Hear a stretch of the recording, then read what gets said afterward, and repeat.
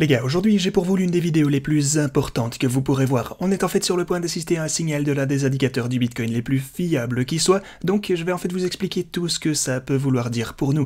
Je vais ensuite vous parler du plus court terme pour le Bitcoin ainsi que les signes que vous devriez rechercher afin de bien comprendre si ce rallye va pouvoir se poursuivre ou pas. En plus de ça, on prendra encore un moment pour notre Ethereum parce que devinez quoi, l'une des plus grosses whales de l'Ethereum vient en fait de commencer à transférer énormément de jetons. Du coup, si vous possédez la moindre de ces cryptos, vous allez vouloir voir cette vidéo.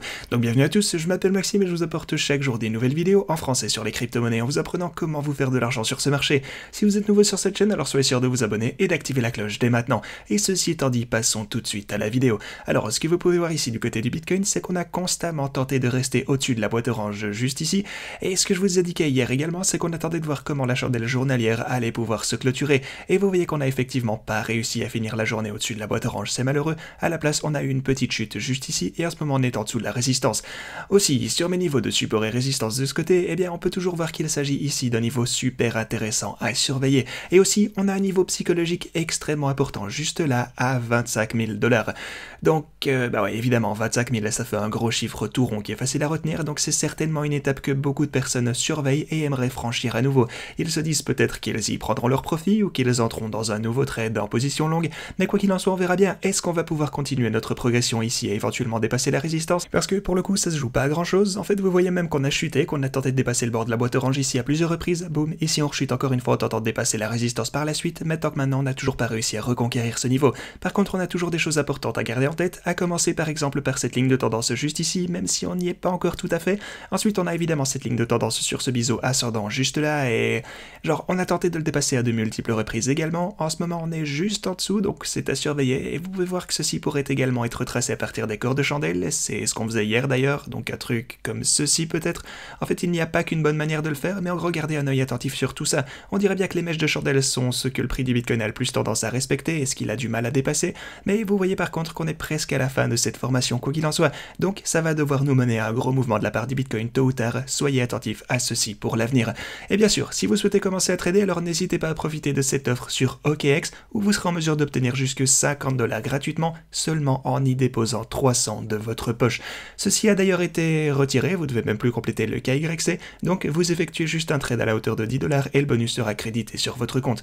Ce n'est disponible que pour une durée limitée et pour les 250 premiers utilisateurs, depuis hier déjà, donc assurez-vous de profiter de tout ceci, il reste encore quelques places, donc foncez en description si vous souhaitez obtenir des fonds gratuitement pour étoffer votre portfolio.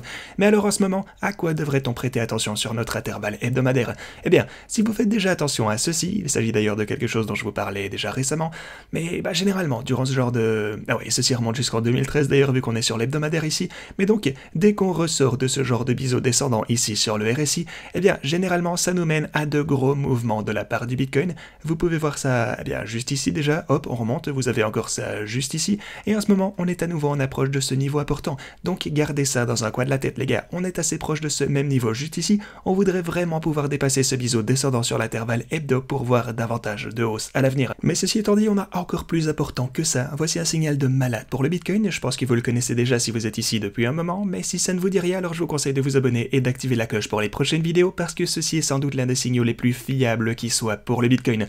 Ok, on revient un petit peu en arrière ici pour voir ce que ça nous indiquait par le passé et voir à quel point c'était important. Donc ouais, il s'agit bien du hash-ribbon, et en gros ça mesure la profitabilité des mineurs de Bitcoin.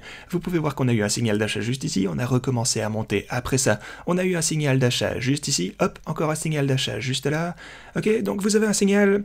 En fait, pour faire simple, à chaque fois qu'on a vu ce signal d'achat se produire, eh bien avec le temps, on a fini par monter, quoi qu'il arrive. En fait, si on regarde en arrière pour chaque signal d'achat, qu'on voit un peu où se trouve le prix du Bitcoin quelques mois après ceci, eh bien on s'est toujours trouvé un profit. Vous pouvez voir ça juste ici, hop, on remonte, encore même chose juste ici, on entre dans une grande course de la part du Bitcoin, encore même chose ici, vous avez encore ça juste là. Par contre, ok, là on passe par le crash du Covid avec sa grosse et soudaine chute, mais si on ne s'intéresse que à ce qui a suivi, alors on a tout de même fini par se retrouver plus haut, c'est ce qui compte au final. Tout ça pour vous dire qu'à chaque fois qu'on a vu ceci se produire, eh bien on a fini par monter après ce fameux signal d'achat. Et le truc, c'est qu'on est sur le point encore une fois de voir cet indicateur flasher juste ici les gars, donc je voulais vous prévenir de tout ceci. Est-ce que l'histoire va se répéter exactement? Évidemment, on n'a aucune garantie que ce soit le cas, mais quoi qu'il en soit, il n'y a aucun doute qu'il s'agit de l'un des signaux les plus fiables qu'on ait vu durant le passé. Donc oui, je vais vous tenir au courant dès que ceci sera définitivement allumé, je vous en reparlerai dans une prochaine vidéo, donc abonnez-vous et activez la cloche afin de ne rien rater de tout ceci. Sinon, pour l'Ethereum, on est en train de latéraliser quelque peu ici, on a rechuté également, mais...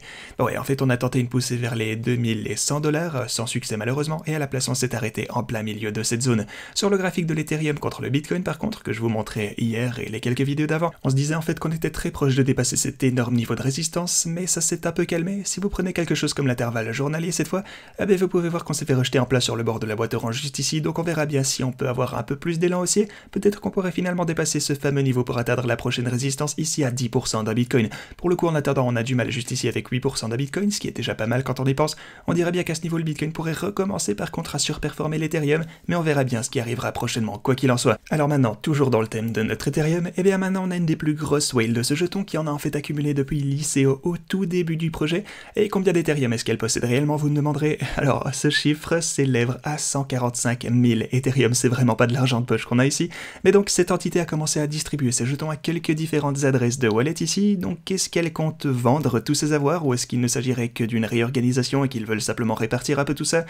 Bah honnêtement, on n'en sait trop rien, on espère que ça se passera pour le mieux. Ce qu'on sait par contre, c'est qu'ils ont un bon paquet d'Ethereum qu'ils accumulent depuis le lancement initial du projet et on ne voudrait vraiment pas qu'ils se mettent à en vendre des milliers sur le marché libre. C'est peut-être une des raisons qui a fait rechuter le cours en fait en faisant peur aux investisseurs, mais est-ce que vous pensez que c'est le cas? Dites-moi tout ça en commentaire. Ok les gars, c'est tout ce que je fais pour vous aujourd'hui, n'oubliez pas de profiter du lien promo pour OKX, il vous reste encore quelques jours pour le faire donc n'hésitez pas à en profiter, mais ceci étant dit, moi je vous dis à la prochaine.